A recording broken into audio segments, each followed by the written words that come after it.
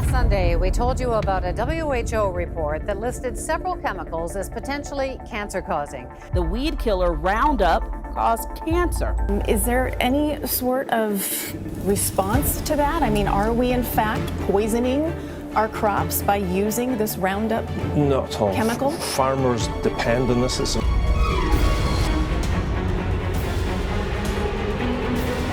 Beneath the polished exterior of our food supply lies a vast web of corporate influence, fueled by greed and dark practices.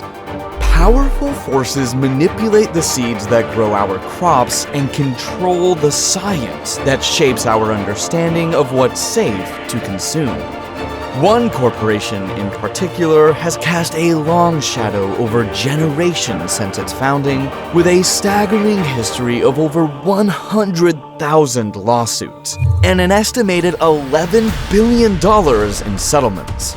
Yet the storm is far from over.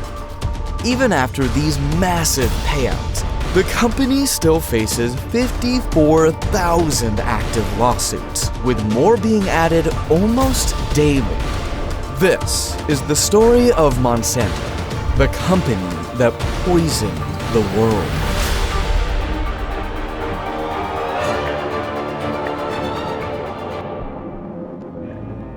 When Monsanto first began in 1901, its mission was clear: dominate the chemical industry.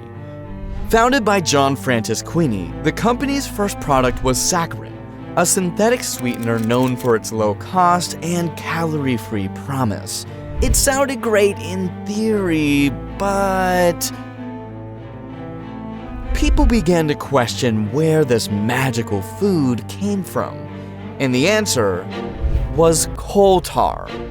Once found, this understandably drew a lot of criticism, particularly from the United States Department of Agriculture chemists. Despite studies linking saccharin to cancer, Monsanto pushed forward, capitalizing on sugar shortages during wartime and promoting saccharin as an essential substitute. The controversy reached its peak in the 1970s when the FDA proposed banning saccharin due to its carcinogenic effort, but fierce opposition from the food industry and consumers kept it on the shelves. Eventually, saccharin was labeled with health warnings, but thanks to Monsanto's lobbying, it was never banned, so the product is still being used to this day. This early product set the tone for Monsanto's legacy: relentless pursuit of profit, usually at the cost of public health.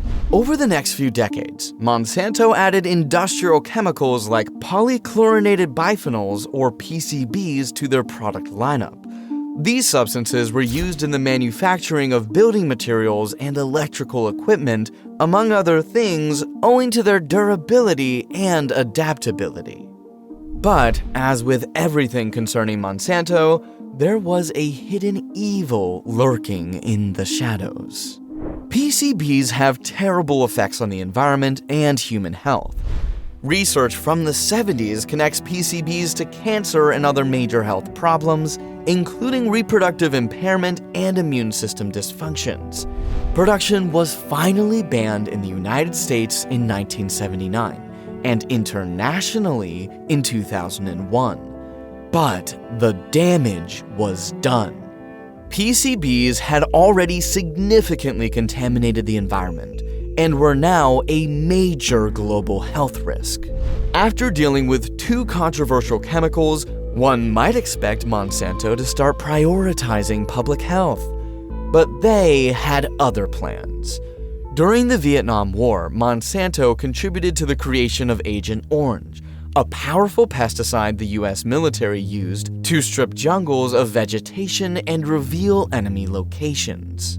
The pesticide included dioxins, an extremely dangerous chemical compound linked to birth defects, cancer, and other serious health conditions.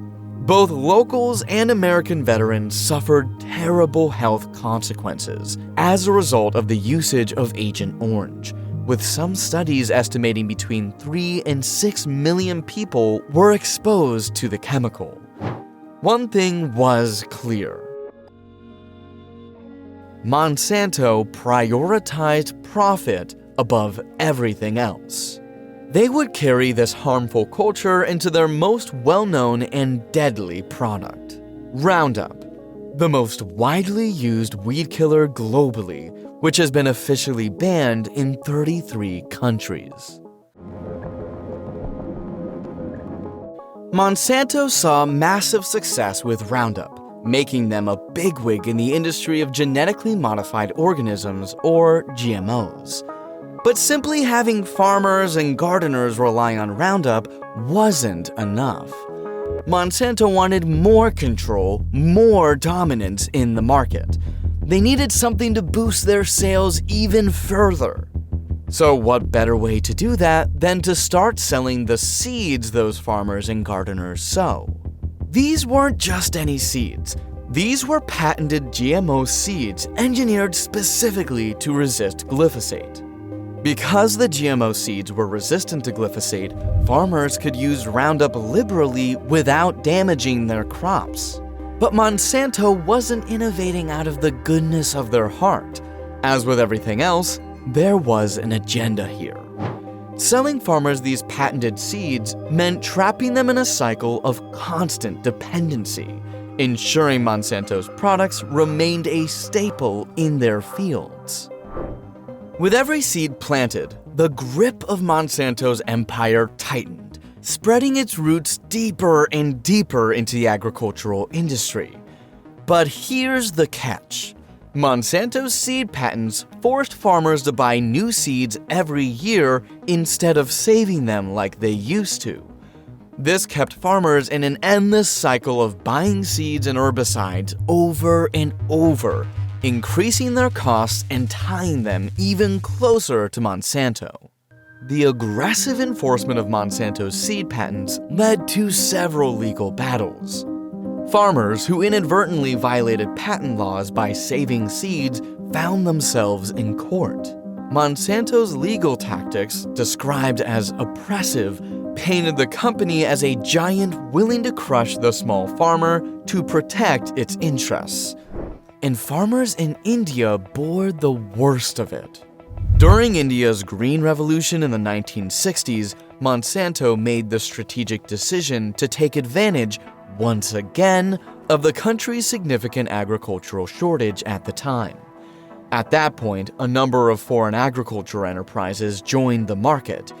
Monsanto then introduced cotton seeds that promised higher yields. There was a catch. These seeds were expensive, costing up to 4 times more than traditional seeds. With a 90% market share in cotton seeds, Monsanto had a firm grip on cotton farming in India. Many farmers fell into debt when their crops didn't perform as they expected. This financial strain led to a tragic wave of farmer suicides.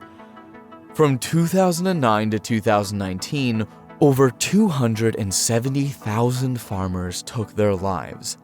That we know of. 270,000 Indian farmers have committed suicide since Monsanto entered the Indian seed market. That's more than 250,000. It's a genocide. And every farmer who commits suicide leaves behind a widow.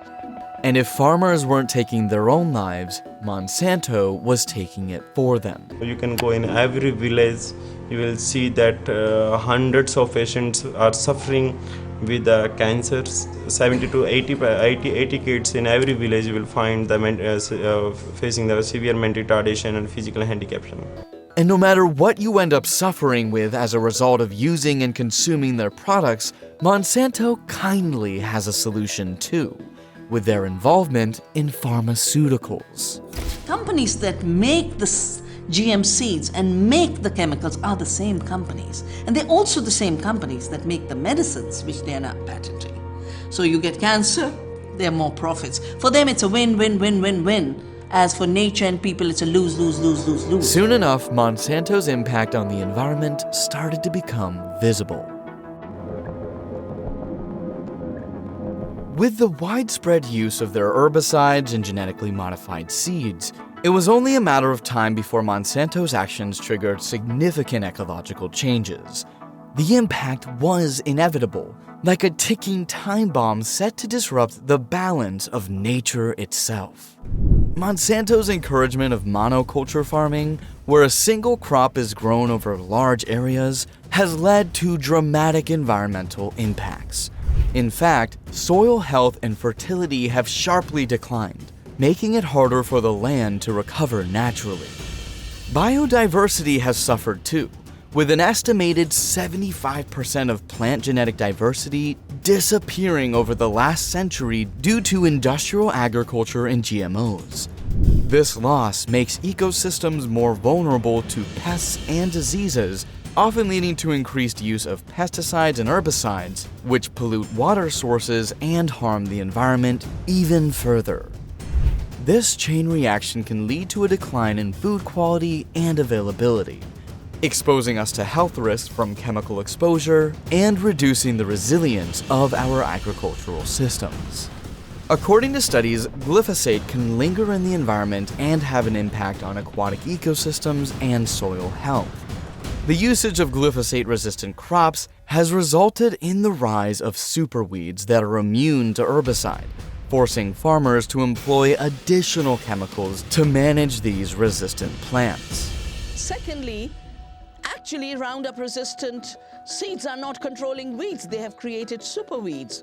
50% of the farmland of the US is now overtaken by superweeds. Monsanto actually should be paying two compensations to farmers. One, for putting toxic genes into the plant and contaminating others' crops. Second, for creating an unreliable failed technology that is leading to more lethal herbicides. The effects of Monsanto's operations have proven to be disastrous for our health, sustainable agricultural practices, and the overall well-being of the planet. Not to mention that finding sustainable ways to produce food is becoming more and more crucial as the world's population rises. Monsanto's actions have made the need for change all the more desperate.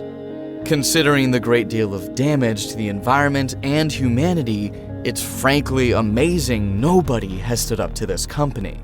It would take a reputed team of lawyers with a giant fund backing them to fight Monsanto. Or it would take one gardener.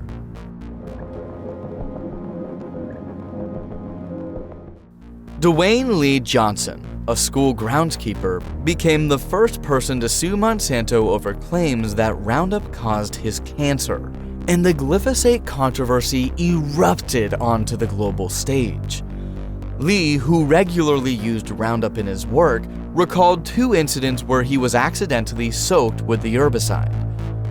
In 2014, he was diagnosed with non-Hodgkin's lymphoma, not so coincidentally a cancer linked to glyphosate exposure. Because of the severity of his terminal diagnosis, the case was expedited, setting the stage for a gripping trial that captured international attention. The jury, carefully selected by Lee's lawyer, included a panel of highly educated and successful people. College graduates with multiple master's degrees, a lawyer, and a PhD geneticist from a pharmaceutical company dedicated to providing low-cost medicine. The lawyer's opening statement alone lasted an intense 3.5 hours, meticulously laying out the evidence that would turn the tide in Lee's favor. The well-versed jury found that Roundup was a substantial contributing factor to Lee's illness. Their verdict was a momentous declaration of justice. But Monsanto was not ready to go down without a fight. Refusing to watch silently, they brought in a toxicologist to testify on their behalf, hoping to sway the decision in their favor. Unfortunately for Monsanto, this backfired. Lee's lawyer presented the toxicologist with data that Monsanto had failed to disclose, revealing inconsistencies in their defense.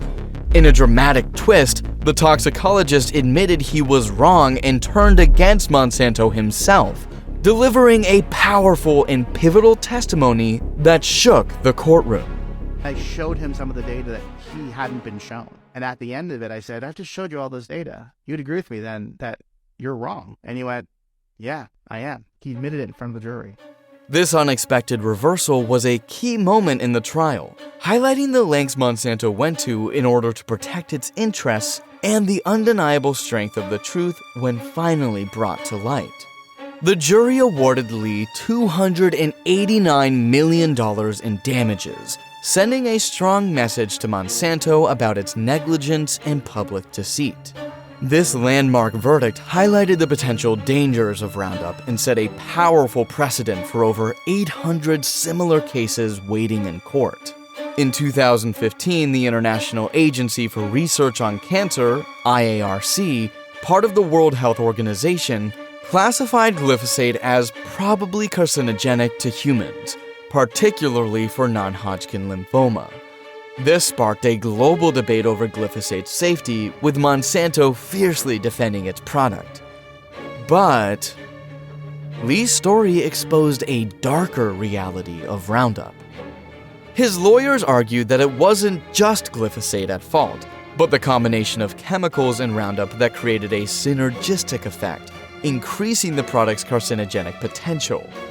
This revelation opened the door to further scrutiny, not just of glyphosate, but the entire Roundup formula. The least Monsanto could do was express some sympathy towards Lee. However, what they had to say was interesting but not surprising. There's no science and there is no medicine that supports the plaintiff's position. In 2018, Monsanto was acquired by Bayer for $63 billion, engulfing them in Monsanto's ongoing allegations. Thousands of plaintiffs, including cancer patients and their families, are seeking justice.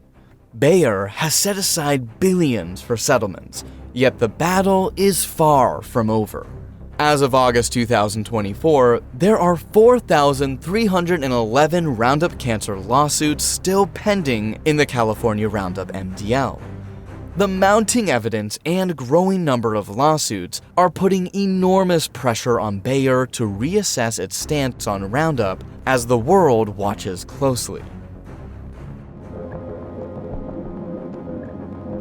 But Monsanto's influence extends beyond the fields used to grow our crops into the realm of science and policy. The company has been accused of manipulating scientific research and regulatory processes to maintain its market dominance. In order to keep Roundup on the market, Monsanto proceeded to influence government decisions and misrepresented research as per the Monsanto Papers exposé.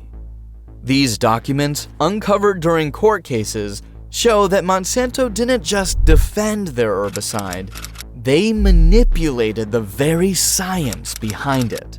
How? By ghostwriting studies that claimed glyphosate, the key ingredient in Roundup, was safe. Monsanto's employees wrote these reports and then published them under the names of independent scientists, hiding their involvement. This sneaky tactic was aimed at countering any research suggesting glyphosate might cause cancer. Not satisfied with that, they took it further. Monsanto invested millions in lobbying legislators in the US and Europe to keep glyphosate on the market. The glyphosate sector alone is worth 1 billion euros in Europe, so the stakes were quite high. In an attempt to undermine the International Agency for Research on Cancer, IARC, which had the courage to declare glyphosate to be probably carcinogenic to humans in 2015, Monsanto went all out. In an effort to change public perception and preserve the reputation of their product, they funded research that refuted the IARC's conclusions. Scientists at Monsanto admitted to themselves that there was an issue with their product. In one case, Monsanto scientists discussed the approaching IARC assessment in 2014, stating, quote, "Although there is a vulnerability in the field of epidemiology, there may be other vulnerabilities that the IARC will take into account, such as genotoxicity, exposure, and mode of action." Being a for-profit corporation, Monsanto views the money it invests in research on a product it already sells as a means of defending revenues against independent science rather than improving technology. The Monsanto Papers have made a startling truth clear. Companies can distort scientific research to maintain profitability. frequently at the expense of public health. These disclosures highlight the critical need for transparency and objectivity in research and serve as an important reminder of how far companies are willing to go to protect their interests.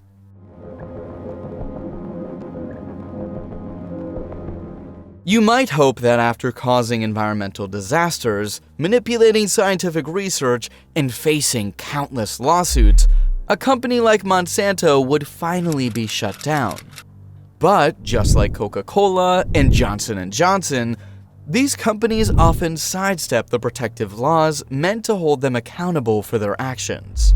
However, at least in this case, the opposite is true. Though Monsanto as a standalone company is gone, its shadow looms large over Bayer, who are still wrestling with the legal and financial repercussions of Monsanto's controversial history. But are they really going to lead the company in a different direction? As we speak, Roundup products are still on shelves and can be bought. Instead of recalling all Roundup products globally, they rather play the ignorant card as they deal with the allegations and ongoing lawsuits. Yet, it's not entirely their fault. The Environmental Protection Agency, the EPA, has long accepted the company's word, trusting Monsanto, now Bayer, when they insisted their product was harmless. This blind belief raises questions about the true motives behind those entrusted with safeguarding our public health. As we move forward, the lessons from Monsanto's past should guide us in demanding greater responsibility from the corporations and health regulators. The dark legacy of Monsanto serves as a wake-up call for all of us to be more aware of what goes on with our food and to demand greater transparency from those that control our food supply. Thanks for watching, and let us know in the comments which company we should expose next.